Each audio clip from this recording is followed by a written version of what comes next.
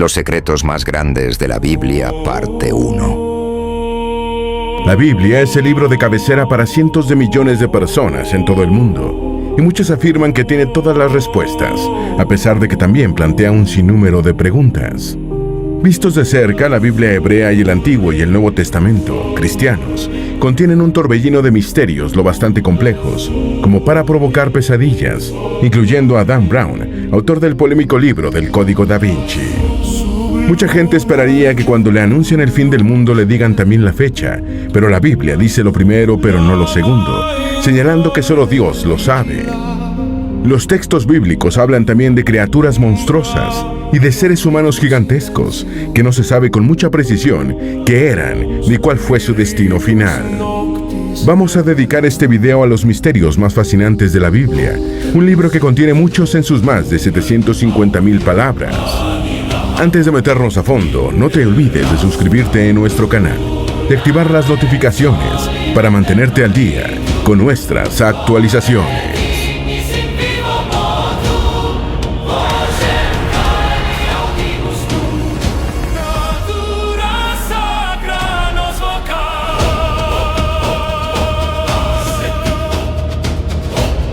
Número 1. El nombre de Dios. Las grandes religiones tienen nombres propios para referirse a sus personajes estelares. En el judaísmo están Moisés, Abraham y Jacob, en el cristianismo Jesús de Nazaret y en el islamismo Mahoma. En todas las religiones, Dios es la deidad suprema, pero no tiene un nombre consensuado.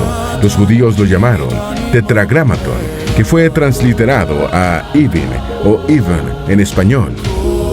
Luego se asumió el convencionalismo de que las vocales que faltaban eran la de A y la E, para obtener los nombres de Yahvé o Yahweh. Sin embargo, la religión mayoritaria en el mundo de habla hispana, el cristianismo, se refiere poco a Dios como Yahvé, y a falta de un nombre para el Ser Supremo, prefiere llamarlo el Señor. Jehová es considerado una traducción de Yahvé, y los testigos de Jehová, una variante del cristianismo, lo utilizan para referirse al Creador o Dios. Entre los tres grandes credos, solo el Islam tiene un nombre generalizado para Dios, Alá, simplificado Alá en español. Alá es una derivación de la palabra hebrea Eloah, también equivalente a Dios. Número 2. El Behemoth. En Job 15:18, Dios le dice a este personaje del Antiguo Testamento: He aquí ahora a Behemoth, el cual hice como a ti, hierba, come como buey. He aquí ahora que su fuerza está en sus lomos, y su vigor en los músculos de su vientre. Su cola mueve como un cedro, y los nervios de sus muslos están entretejidos. Sus huesos son fuertes como bronce, y sus miembros como barras de hierro. El libro de Enoc también menciona al Behemoth y a otro célebre monstruo bíblico, el Leviatán. Este libro, considerado apócrifo por la mayoría de las iglesias cristianas, dice: Y en ese día se separarán dos monstruos, una hembra llamada Leviatán, que morará en el abismo sobre donde manan las aguas, y un macho llamado Behemoth, que ocupará con sus pechos un desierto inmenso llamado Tandián. Por las descripciones, evidentemente se trata de una bestia intimidante o monstruosa, pero no se sabe qué animal es. Se ha sugerido que lo que Dios llevó ante Job fue un hipopótamo o un rinoceronte, pero hay detalles de la descripción bíblica que no encajan con esta hipótesis. Algunos estudiosos bíblicos proponen que el Behemoth era un dinosaurio que supuestamente podía mover su cola, como lo refiere el relato. Número 3. La rica ciudad de Ofir. El Antiguo Testamento refiere varias regiones o ciudades perdidas, y una de ellas es Ofir, mencionada en los libros del Génesis, Job, Reyes e Isaías. Ofir es el equivalente bíblico de El Dorado, una tierra repleta de riquezas de la que, según la tradición, el rey Salomón recibía cada 3 años un cargamento de oro, plata, piedras preciosas, marfil, sándalo, pavos reales y monos. Sin embargo, no se sabe dónde quedaba Ofir, a pesar de que su posible localización ha sido estudiada por eruditos bíblicos y arqueólogos. Algunos estudiosos modernos sostienen que probablemente se encontraba en el sudoeste de Arabia, en territorio del actual Yemen. Ofir ha sido asociada también con Saba, un reino muy rico mencionado en el Antiguo Testamento y el Corán, famoso por su reina, que tampoco se sabe dónde estaba. Otra sugerencia es que se encontraba en la costa africana del Mar Rojo, basado en que su nombre pudo haberse derivado del de la etnia Afar, que vive actualmente en Etiopía, Eritrea y Djibouti. Otras ubicaciones propuestas son India e incluso el Perú en América. Número 4. El año de nacimiento de Jesús. La mayoría de los pasajes bíblicos narrados por los evangelios no están asociados a una fecha precisa, pero con el nacimiento de Jesús ocurrió una excepción. El evangelista Lucas señala explícitamente que Jesús nació cuando se estaba realizando el primer gran censo, en tiempos de Herodes. Sin embargo, en este indicio bíblico que parecía el mejor para establecer el año de nacimiento de Cristo, hay una contradicción. Herodes I el Grande murió en Jericó y la mayoría de los estudiosos señalan que el deceso tuvo lugar en algún momento entre los años 4 y 3 a.C. El primer gran censo de ese periodo del que existen evidencias fue ordenado por el cónsul romano Publio Sulpicio Quirinio, más conocido como Cirenio. El historiador judeo-romano del siglo I, Flavio Josefo, señala que el censo se realizó 37 años después de que Octavio derrotó a Antonio en la batalla naval de Accio, el 2 de septiembre. Según esta referencia histórica, el censo se realizó en el año 6 después de Cristo, por lo que ya habían transcurrido 9 años desde la muerte de Herodes, lo que haría incompatibles las pistas de Lucas. Los historiadores están de acuerdo en que Jesús fue un personaje histórico, y quizá lo más acertado para referirse a su nacimiento es que ocurrió cerca del comienzo del primer siglo de la Era Común. Número 5. La ubicación del Arca de Noé. Según el Génesis, Dios salvó a la humanidad de la extinción total provocada por el diluvio universal por intermedio de Noé y sus hijos, que escaparon en el arca.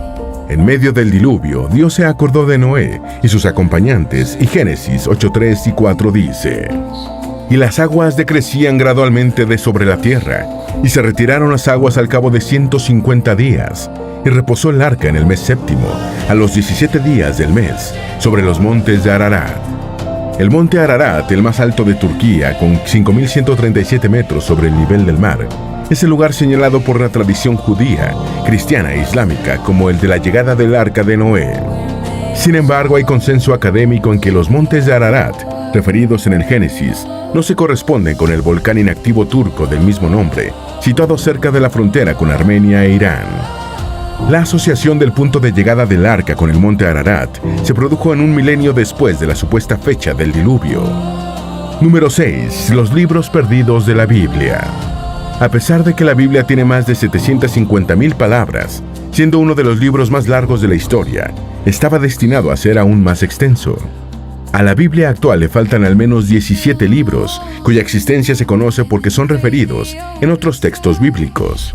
Por ejemplo, Crónicas 29:29 dice: «Y los hechos del rey David, primeros y postreros, están escritos en el libro de las crónicas de Samuel vidente, en las crónicas del profeta Natán y en las crónicas de Gad vidente». Sin embargo, ni las crónicas de Natán ni las de Gad aparecen en la Biblia, y nadie sabe qué ocurrió con estos libros. En algún momento se extraviaron o alguien los desechó sin dejar rastros de ellos. Lo mismo ocurrió con el libro de las guerras del Señor, referido en Números 21, 14, 15, así: «De allí partieron y acamparon al otro lado del Arnón, que está en el desierto y limita con el territorio amorreo, porque Arnón es el límite de Moab, entre Moab y los amorreos». Por eso el libro de las guerras del Señor dice lo que hizo en el Mar Rojo y en los arroyos de Arnón. Número 7. Las identidades de Gog y Magog. A pesar de que se trata de dos nombres bíblicos sonoros, dignos de dar título a un drama o a una comedia, existen contradicciones sobre qué representaban estas denominaciones. En Ezequiel, Gog es un príncipe y Magog una tierra. Ezequiel 38:2-3 dice: «Vino a mi palabra de Jehová, diciendo: Hijo de hombre, pon tu rostro contra Gog en tierra de Magog, príncipe soberano de Mesec y Tubal, y profetiza contra él, y di: Así ha dicho Jehová el Señor: He aquí, yo estoy contra ti, oh Gog, príncipe soberano de Mesec y Tubal». En el Apocalipsis, Gog y Magog son dos naciones que se alinean con Satanás para la próxima batalla final. Gog ha sido asociado con Giges, rey lidio entre aproximadamente los años 680 y 640 a.C., considerado el fundador de Lidia. Gog y Magog también han sido relacionados con los hunos, los magiares y los musulmanes. Número 8. Los años perdidos de Jesús. Pocas vidas de personajes históricos han sido tan minuciosamente estudiadas como las de Jesús de Nazaret, objeto de análisis, exégesis y reinterpretaciones por infinidad de eruditos.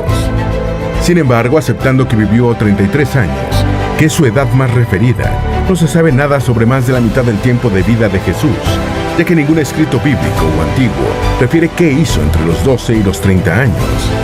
Este periodo es comúnmente llamado los años perdidos y la vida oculta de Jesús. Los evangelios narran el nacimiento de Jesús y hacen algunas reseñas sobre su infancia, y luego saltan a la época en la que, ya como un hombre adulto, realiza su prédica y vive su pasión, dejando en blanco su adolescencia y juventud. El vacío de información es tan evidente y significativo que ha motivado la escritura de cientos de libros en los que sus autores especulan con sus teorías favoritas. Muchos cristianos suponen que simplemente vivió en Nazaret durante ese tiempo, pero hay autores que postulan que visitó Inglaterra y que incluso se tomó una especie de año sabático en el que desapareció en India. Número 9. El lugar de la crucifixión de Jesús. El episodio capital del Nuevo Testamento es la crucifixión de Jesús, cuya muerte por este método de ejecución es avalado por la historia.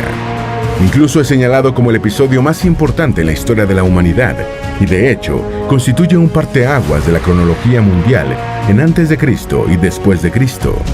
Pero siendo la crucifixión de Jesús tan importante, incluso para los irreligiosos y los fieles de otras religiones, no se sabe exactamente dónde ocurrió un acontecimiento tan trascendental. La Biblia señala explícitamente que tuvo lugar en el Gólgota, una colina de las afueras de Jerusalén, precisión en la que los 4 evangelistas coincidieron. El nombre Gólgota probablemente deriva de una palabra hebrea que significa calavera, posiblemente haciendo alusión a la cantidad de cráneos de personas crucificadas que se acumulaban en la colina. Sin embargo, todos los lugares señalados como el de la crucifixión de Jesús son conjeturales, incluyendo el sitio donde se encuentra la iglesia del Santo Sepulcro, en la ciudad vieja de Jerusalén. Número 10. El nombre de la bruja de Endor. La bruja de Endor es la medium y adivina más importante de la antigüedad bíblica, tras advertir al rey Saúl que perdería la vida en una batalla que estaba a punto de librar contra los filisteos. El rey israelita la consultó por sus grandes poderes, no obstante que había prohibido la práctica en la brujería y la adivinación en su reino, delitos que eran castigados con la muerte. A solicitud del rey, la bruja de Endor convocó al espíritu de Samuel, y el profeta y último juez de los israelitas le hizo saber a Saúl que había perdido el favor de Dios y que no solo moriría en la batalla, sino que también caería al reino, profecías que se cumplieron. Lo más sorprendente es que de un personaje que participó en un episodio bíblico tan importante, no se sabe el nombre y se ignora cómo se llamaba la bruja de Endor. El libro de Antigüedades Bíblicas señala que quizás era Sedecla, hija de un sacerdote de Madián.